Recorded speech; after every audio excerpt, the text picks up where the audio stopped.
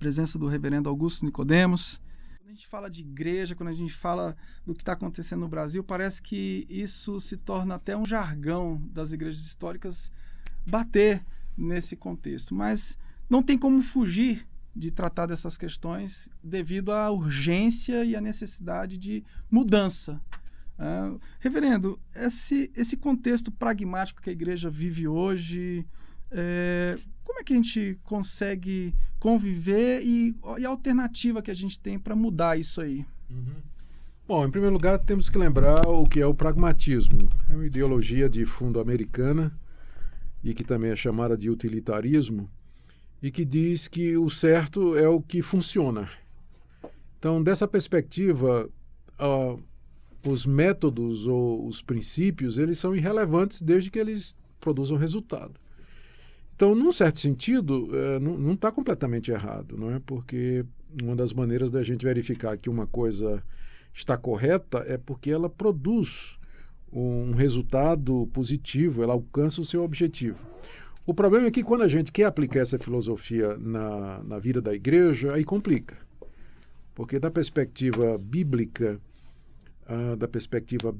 existe um princípio que está acima do princípio pragmático, que é o princípio da verdade.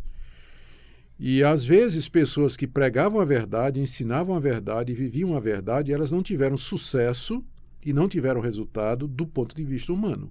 Podemos mencionar os profetas do Antigo Testamento, o ministério de João Batista, ou, por esse prisma, o próprio ministério de Jesus, que depois de 3 anos de pregação, tinha 12 discípulos, um traiu, o outro negou e os outros 11 fugiram, os outros 10 fugiram. Né?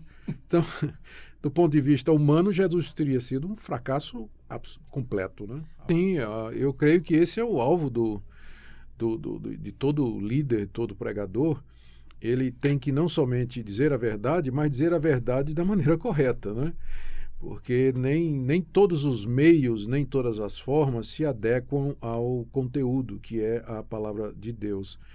Então, há meios e há formas de comunicação, modos de comunicação, que não estão à altura e não são compatíveis com a verdade bíblica.